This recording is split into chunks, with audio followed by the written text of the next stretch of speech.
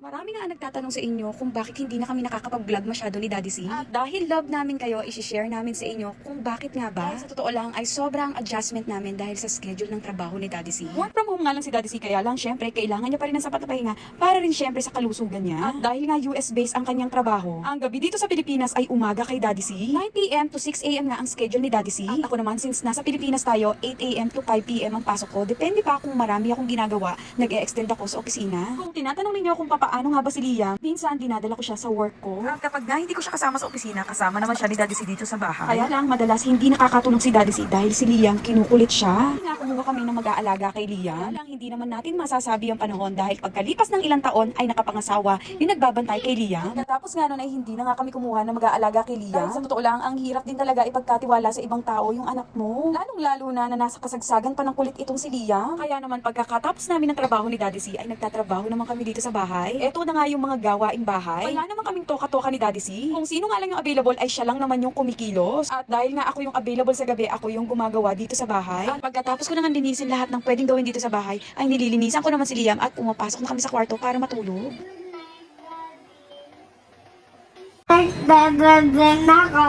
So yun lang guys, ingat kayo palagi. I hope you are all okay. Goodbye!